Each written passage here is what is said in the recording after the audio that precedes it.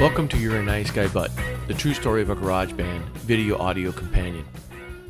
Episode 4, 1982 to 1984. On March 27, 1982, Dana arrived at Boston's Logan International Airport, and we were officially a band again. Dana contacted Mike Sheehy about being our bass player, and 2 days later, we began rehearsals in the basement of Karen's Package Store on Broadway in Lawrence, Massachusetts. We worked quickly, rehearsing 5 days a week, and on April 10th, 1982, we performed at an open mic night at a club called Vic's Rock Castle in South Lawrence. We played a 7-song set that consisted of 6 covers and 1 original called Believe Me.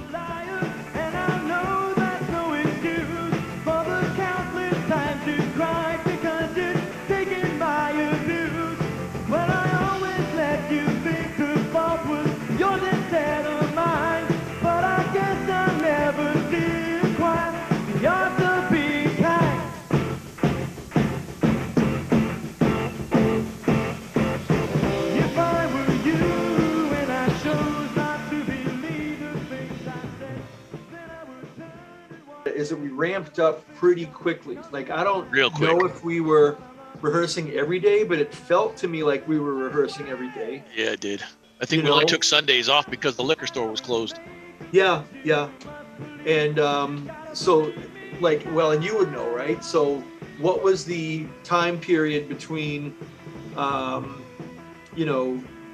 me getting here at the end of March and us playing Vic's Rock Castle? It's like 10 days. Because you got there on the 27th, we started rehearsing on the 29th, and we played Vic's Rock Castle on the 10th of April. Of April, really? So we discount Saturday and Sunday rehearsals. We didn't rehearse on Saturday and Sunday, I don't think, but we were there Monday through Friday. Okay. I'm pretty sure. It felt, if we weren't, it sure felt like it.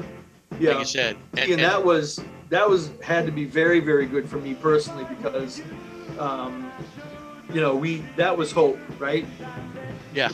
And it wasn't long after that that we were hitting all those little bars in Lowell and on the Mason Street Lounge. I mean, we didn't. It wasn't like, okay, let's do Vic's and now let's. Yeah. Because you think about it, from March 29th to June 10th when we did the raft. Yeah. We were we ramped up pretty quickly. Yeah. We were on fast forward and probably faster than we should have been, but I think we were making up for lost time. And it's like, you know what? I think there's one thing I can always say about us is it was like there was no time like the present.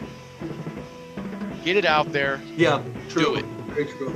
Get it out there and do it, With no time to waste, we began finding small clubs and bars to play while we improved our skills, and even went as far as simply driving through a town and stopping in at a bar and asking if they wanted a band for the night. Sometimes that worked, and we began to build a network of places to play.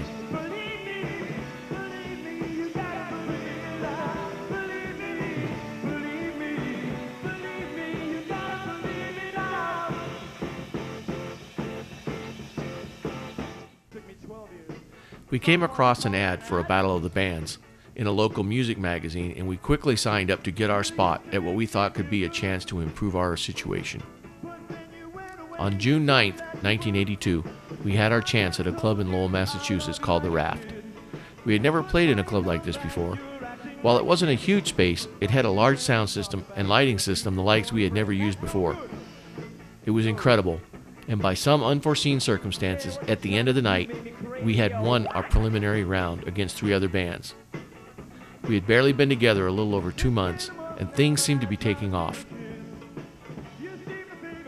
And then when we won our night, me and Dana did a victory dance on the stage. Remember that, Dana?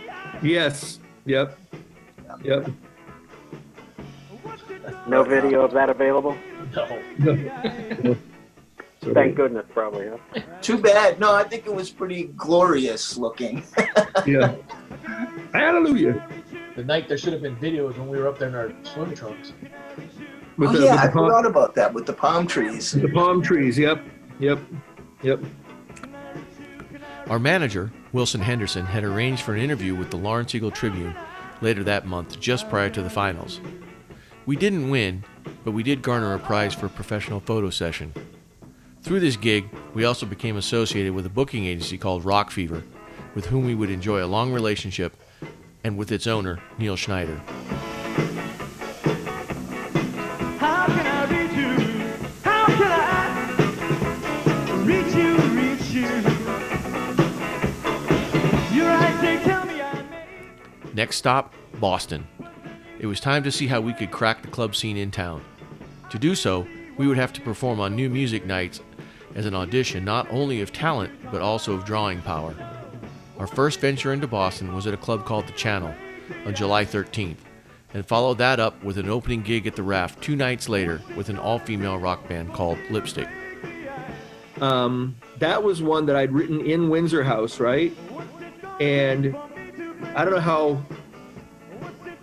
long after that, Mike had told me that he wasn't entirely impressed with like the direction the originals were going.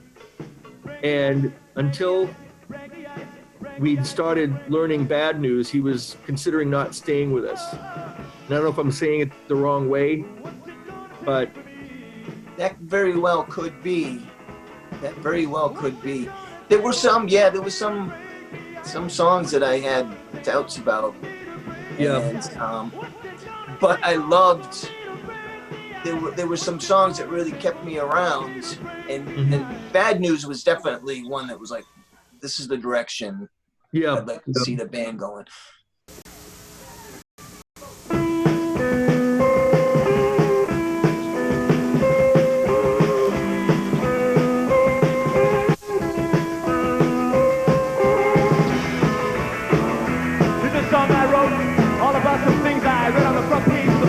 One morning, a song called Living the Bad News. And nothing but bad news, bad news, bad news, nothing but bad news. And nothing but bad news, bad news, bad news, nothing but bad news. Vatican countries gone smuggling outward, countries gone thousands at stake. A mom's on the shore, shot, cheating with a lover while a little boy drowned to the lake. A happy time, holiday, happy last weekend. Kamikaze out on the highway. A brother killed brother, said I had to have it my way. Nothing but bad news, bad news, bad news. Nothing but bad news, nothing but bad news, bad news, bad news. Nothing but bad news. A crazy in the bathroom, chopping up a neighbor 'cause he saw it in a movie yesterday. This woman would accept what is a non-sex criminal over one who's just suspected gay. Trying to sell his daddy's corporation for a busy dying in the street. A drunken man killed a least who wasn't marijuana. Nothing but bad news, bad news, bad news. Nothing but bad news, bad. Nothing but bad news, bad news, bad news. Nothing but bad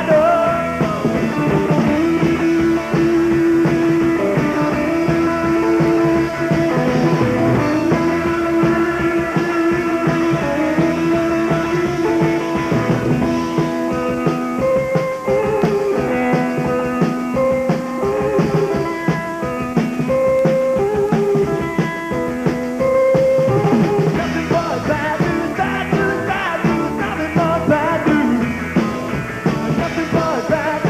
bad news, bad news. Nothing but bad news. Nothing but bad news, bad news, bad news. Nothing but bad news. Nothing but bad news, bad news, bad news. Nothing but bad news. Nothing but bad news, bad news, bad news. Nothing but bad news.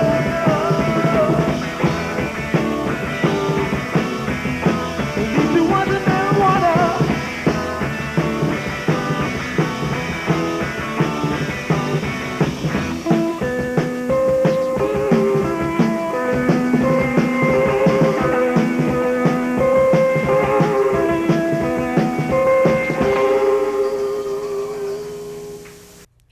We continued with smaller gigs, and then a trip to the Rat in Boston on August 2nd.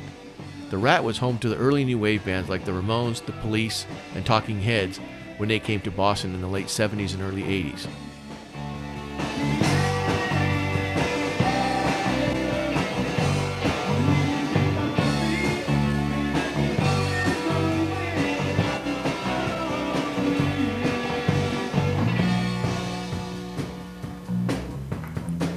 Things were happening quickly for us, even if we didn't realize it at the time. We were opening act for a lot of the Boston New Wave bands at the Raft and other clubs in our neck of the woods.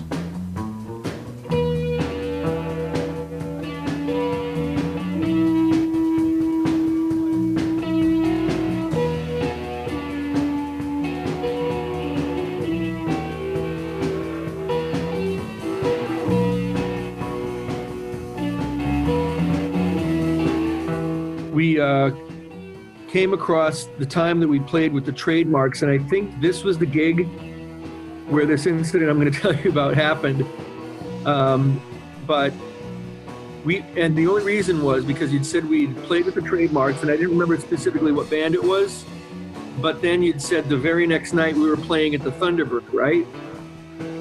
So one night we were playing at the Raft, and I was just used to, like, when we're playing smaller places like M's or a smaller place, announcing where we're going to be playing next from the stage, right?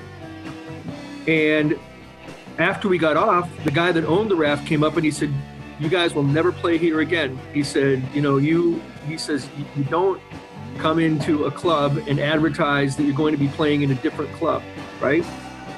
And I remember going up to his office, like, he didn't ask me to go up to his office, but I went up and I apologized. I was like, please, I said, rookie move on my part. I didn't know that. Thank you for telling me. I said, I hope it doesn't hurt our chances of playing here again, because I didn't mean, any harm, but it was just a real stupid thing to do on my part, just because I didn't know, you know what I mean? But I don't know if you guys ever knew about that or remember that. Yeah. And I think it was because in the book you had said the next night we played the Thunderbird. I know that at the Raft I had announced that we were going to play at the Thunderbird, so it had to have been the same gig.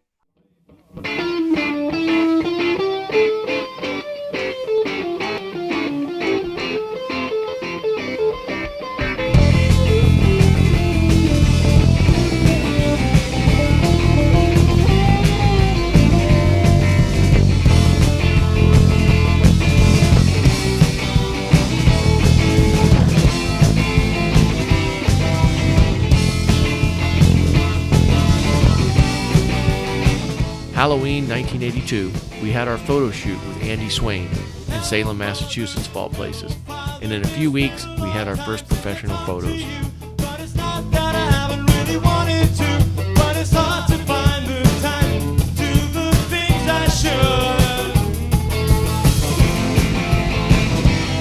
Well, now things are going pretty well considering.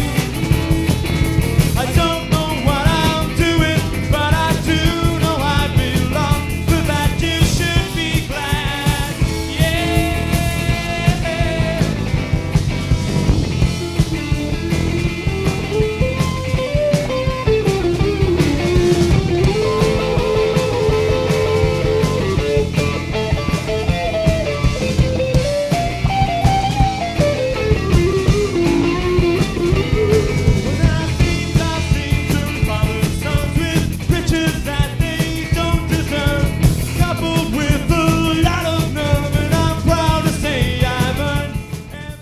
Remember, that was at M's. Yeah. That's You were right. there with Glenn Arderque. Right. Yeah. The night we played that Led Zeppelin song. And we had Yeah, we did a whole lot of Pow. love. Yeah. Whole lot of love. And we had Pow and Zap on our instruments. Remember when we had the letters we stuck on? Yeah. I think I like you guys. I thought you were my favorite band in that that little section there. In my little world, the Lawrence world. Yeah. Definitely you were the most creative, and I said I either was going to join your band or make one just like it. And yeah, you were. Yep. You said you were underaged when you were at M's, right? I think so. Yeah. Yeah. Yeah, but it was right down the street in the ghetto. That was. Yeah. It's awful. I told him, though, I learned a lot from playing at M's, because you can get attitudes about people you don't know anything about, and working there changed the way I thought about bikers, changed the way I thought about people that weren't in good neighborhoods, so it was a good experience. It was a teachable moment. Yeah, do you remember when we walked off the stage because people were calling us faggots? Where was that? That was somewhere in Maine. We were on the stage for only a little while, and there was a real redneck crowd out there, and they didn't like us at all. And they were calling us faggots, and I think they might have thrown something at us. But and at one point, Dana was like, "That's it, we're out of here," and we walked off. We didn't stay long. They didn't care that we walked off either. I think it was in the early days. I think as soon as we walked off, they were like, "Yeah, put the jukebox on," and it was on, and they were happy. There was another time we walked off when somebody turned the jukebox on, but that was in Salisbury Beach. Yeah. We were there on a Sunday, I think. We just went in and said, "Hey, we'll set up and play," and yeah, we finished a song, and lo and behold, the jukebox was in the middle of a song. So it had been playing the whole time we were playing. Yeah. And I think you said, "Screw this, let's get out of here." You just walked up. In January of 1983, we went into the small studio where Dave and I had started recording back in 1981 to make a demo. The studio was now owned by a local musician by the name of Eric Preston, who sometimes did our live sound mixes. We recorded a 13-song 4-track demo in 2 days that was going to serve as our introduction to radio and club owners, as well as a vehicle to shop to other industry professionals.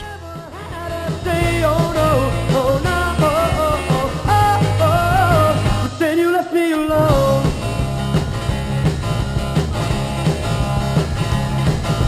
Really went and left me alone. Really went and left me alone. With life right there. Nothing but bad news, bad news, bad news. Nothing but bad news. Nothing but bad news, bad news, bad news. Nothing but bad news. The Vatican freeze cars smuggling hardwood. Hundreds of thousands that day. A mama's on the shore side, cheating with a lover while a little boy drowns him away. Happy time holiday happened last weekend. We're coming down on the highway. My brother killed brother, said I had to have it my way. Nothing but bad news, bad news, bad news. Nothing but bad news. No! Nothing but bad news, bad news, bad news. Nothing but bad news. Crazy in the back. First impressions don't mean a lot, but I think you should despair. Well, you look like a sun-star Pollyanna, stylish watch and wear.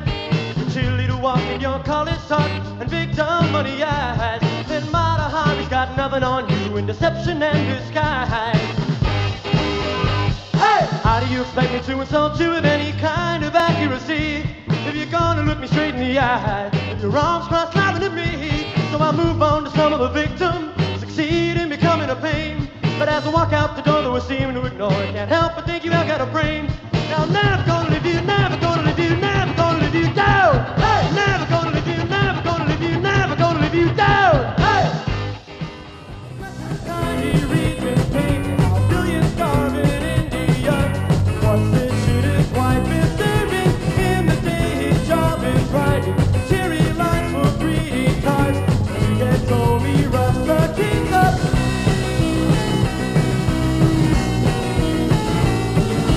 Finally he's gone to work. Switch on the tube and relax for a while. Waste the day on as the world turns. But he calls up with an invitation. I haven't seen her in months, but that's alright. Say you can't wait to see you tonight at the party. My best friend told me not to mess with you, and I'm beginning to think that he's right. He said a little while back he had a crush on you. It bought nothing more day or night. And now I got two friends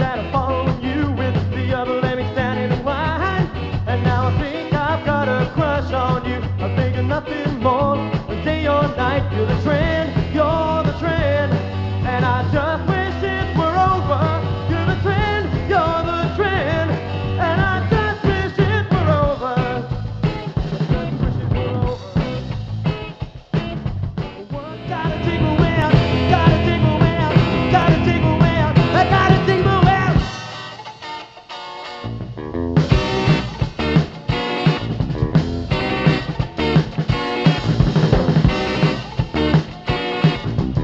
All my friends, they don't understand. They all think that I like to them. Well, I hate to say, well, I'm human too. Life of my own. When I was just a puppy, you took me to your side. Molded me into a man, took me for a ride. Well, the fact remains I'm older now, I should be on my own. The apron strings cut and you refuse to let me go. Although you were in control of me, well, I'm not as helpless as I seem to be. Not a cog in the machinery. I'm living a life. Living a life of my own. Living a life. Living a life of my own. Why don't you just back down a little so I can get up off my knees? It seems the dead are resurrected, so the living get no peace. If the tables were turned, this trouble we had would be viewed in a different way. But I was that fault a year ago. You act like it was yesterday. Getting all excited and climbing up the wall can't help but hurt this situation. And besides that, you might fall.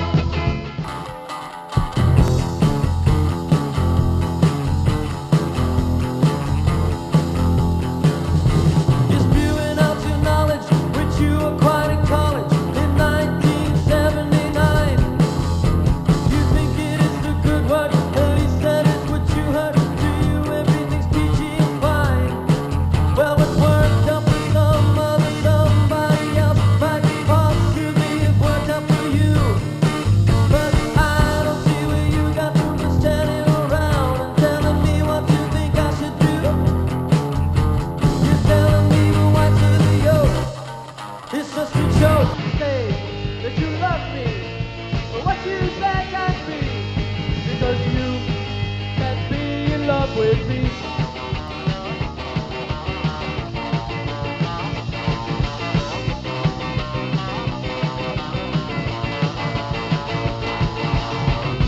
This is something that you know is wrong. This is something that can't go unto love. You tell all your friends about you and me. I love everything about living. Being discouraged, not getting but giving. Stupid jerks that try to put me down. And I'll say one thing, and this is true.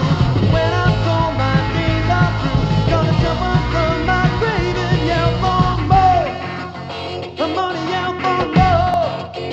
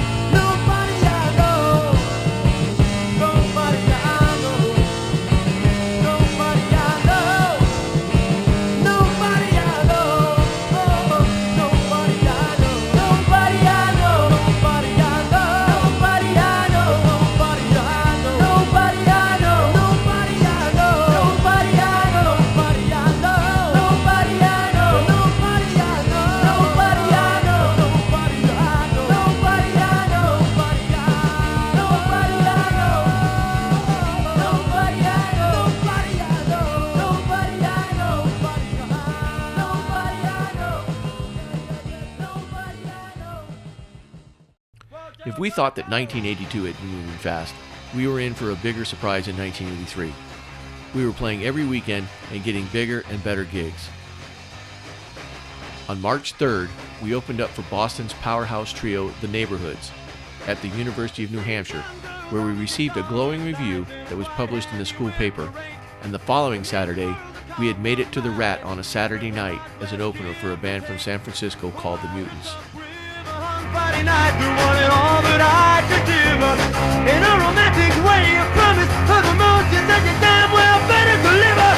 Oh, I wish I was Joey Ramone. Talking with Dickies on the telephone.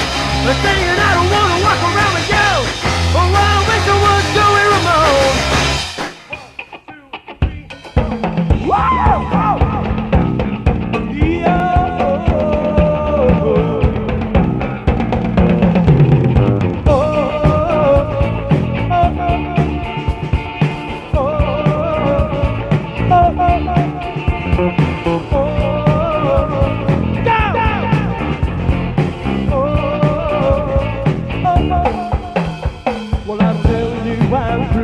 Being told what I should do every time I sit in his chair. Well, it's time I had my way. Fire breeze came the day. You won't find a better one anywhere. 'Cause I'm happy with my haircut. But thank you, Mr. Barber. I'm happy with my haircut. Short. Happy with my haircut. I'm happy with my haircut. Happy with my haircut.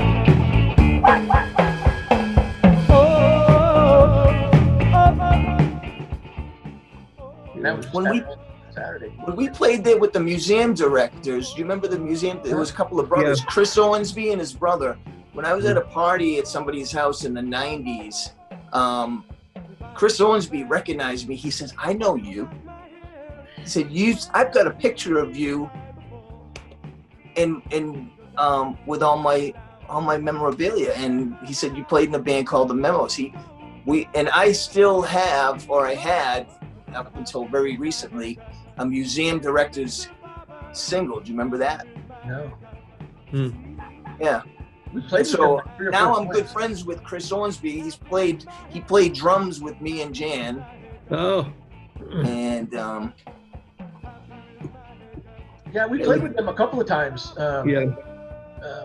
Like I think in Square Men's Bar, we might have played there with them. We played with like Jack's or someplace like that. I mean, there was like the month of March in '83, and we played with them 3 or 4 times between March and April. Yeah, I remember him. I remember one of the guys in the band coming up to me, like when sound checks were happening, wherever we were playing together, and he was, and it's funny how people read much more deeply into songs that you write. I know what you're gonna say. Happy with my haircut. He thought it was about the electric chair. Were you there? Well, or he meant like, was it the big chair? Like, the big, like the man, and why were you there for that conversation? I remember it. I remember he thought it was about somebody going to the electric chair and getting their head shaved. And yeah. Oh my God. And it's just a song about, I like my haircut, Let's get it right this time. All it is. That brings whole new meaning to that. I know. But it's funny. I think we all do that with different songs we like. Sometimes it's disappointing finding out what the song is really about. Yeah. Oh, it is. It is. And I was listening to Andy Summers playing on something. I'm like, oh shit. Now I know what I was trying to do with Happy With My Haircut by just going, I was trying to do that, but I didn't have his toys, right? I didn't have his computers that he had, right? But I recognized it, and I said I had to have gotten that by listening to this tape. That's the only way that I would have known to even try something like that. Yeah, that was when you were talking about using my little foot pedal. Do you remember that? Yeah, we used to do it live too. So if we used before our we had a regular live, before we had a regular sound system. Yeah. I mean, I take my foot pedal off for Happy With My Haircut, and plug it into the PA, and then use it on your vocal for that song, and then take it back out. I've had My Old Neighborhood stuck in my head from reading that book. Just from reading that book, I used to love that song.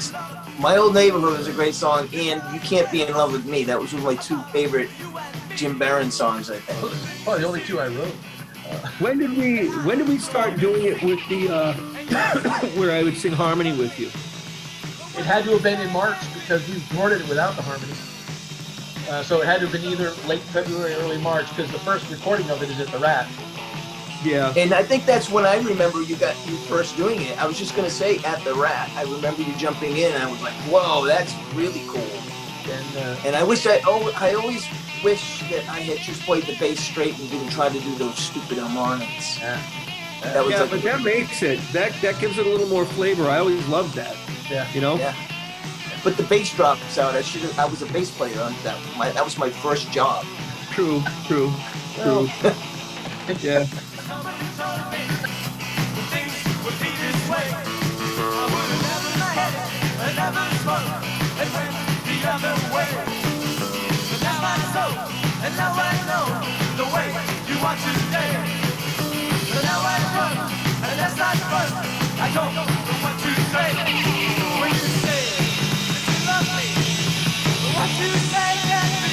Things just kept rolling.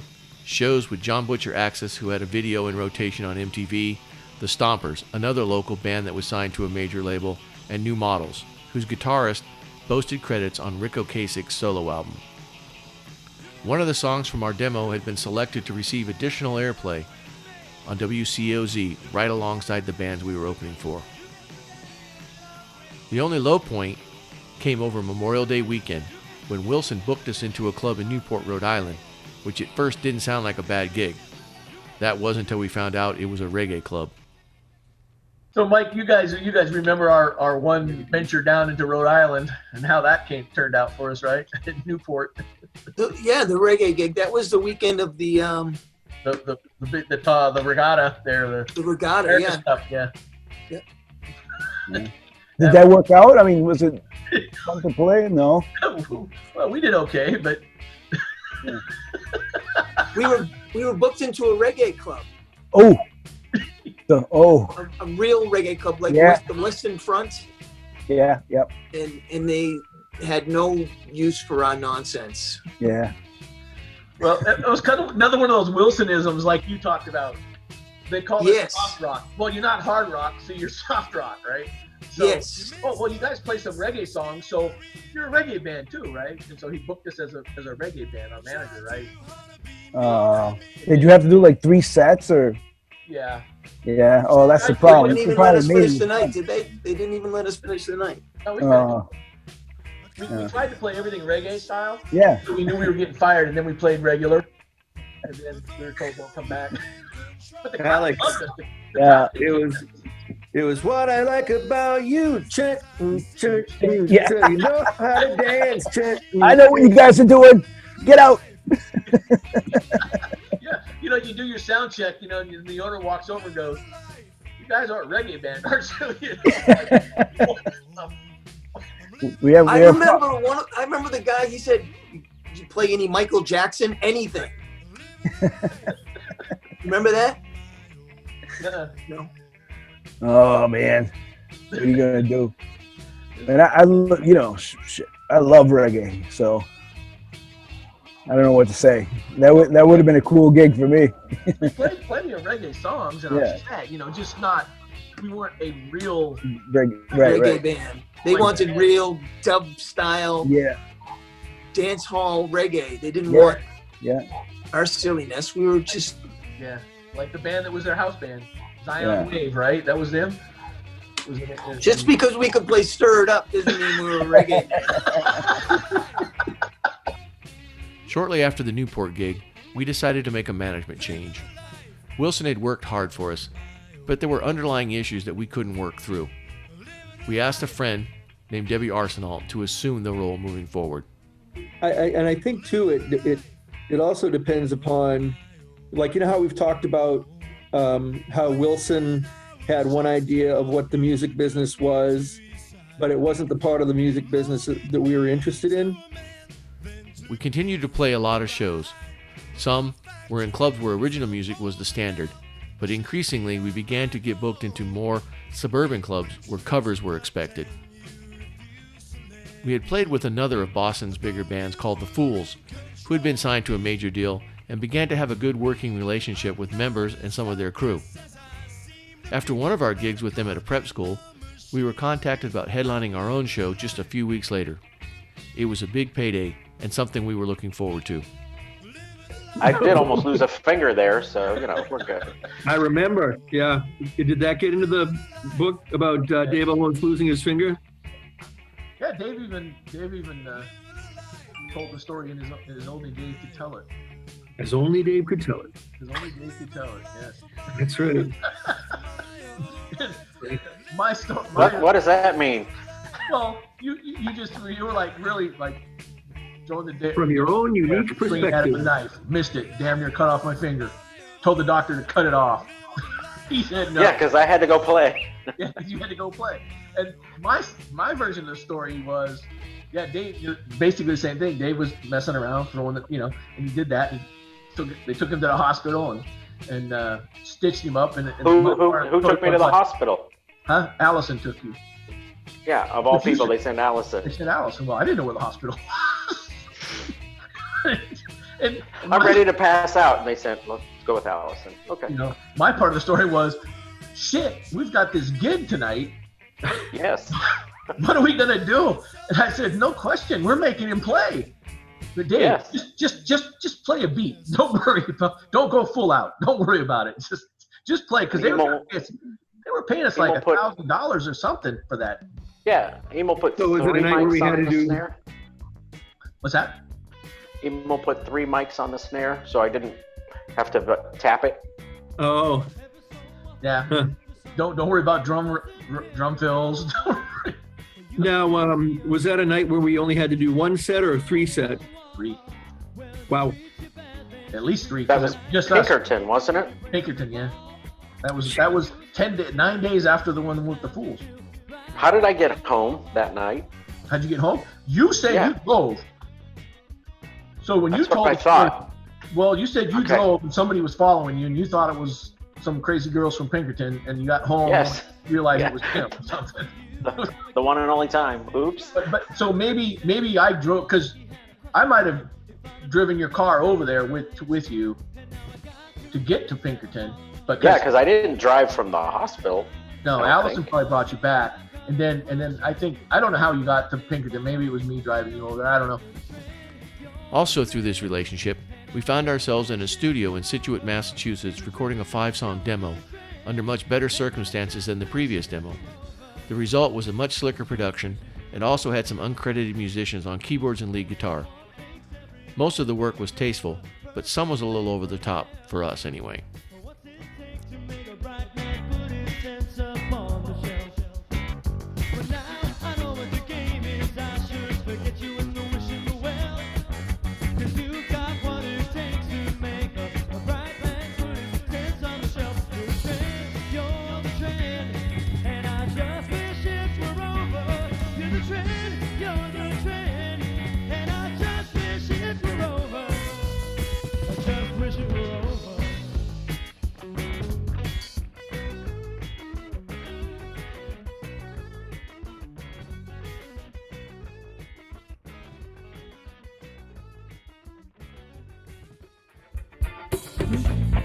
What's her name? I like what she's got. Does she have someone? Where is she from? I want to know all about her favorite song, favorite color, where she lives, her phone number, who she is, why she. Even like the keyboards on, You're a Nice Guy, but we would have never thought of that. But what they dubbed on there, even without our permission or whatever, was good. It was really good. Kind of makes the keyboards, even though they were kind of looking for a Thomas Dolby kind of thing on alternatives, it's not something we would have come up with, but it was good, Mm-hmm. So, yeah. The electric guitar was not quite fitting for us, but the Wango guitar. Yeah. The electric on the that was just it was kind of heavy metal.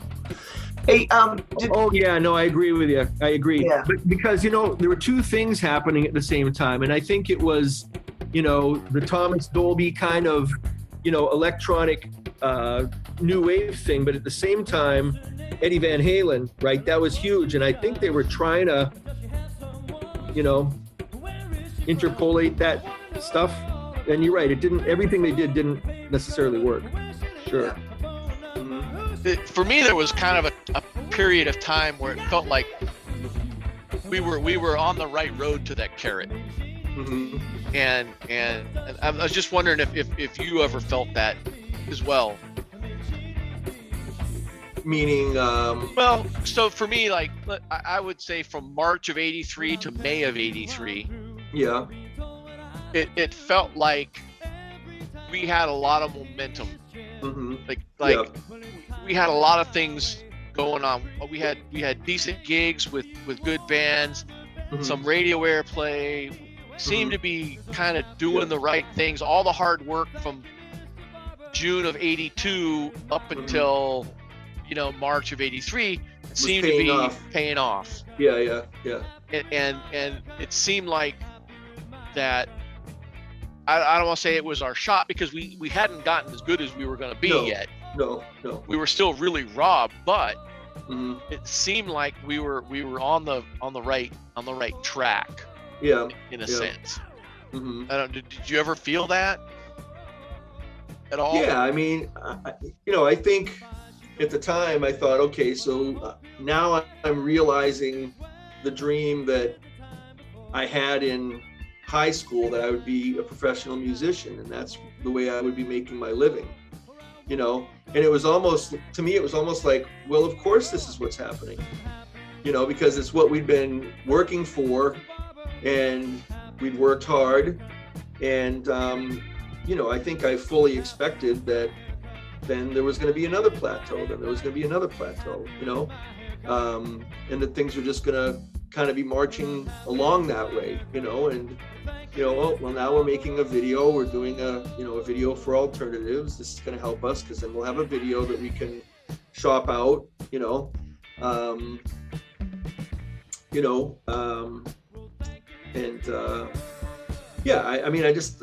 I think at the time I probably just thought, well, this is, of course this is what's happening. This is what we've worked for. 1984 continued to be very busy, and we were getting much tighter as a band, and the songwriting continued to get better with each new song that Dana came out with. By April, Mike had announced his intentions to leave the band. We had a few shows left with him, and before one of the last ones, we had taken the opportunity to film for a potential music video. After a little more than 2 years, we'd come a long way. Too far to stop now. We had a summer full of bookings. Now we needed to find a new bass player, yet again.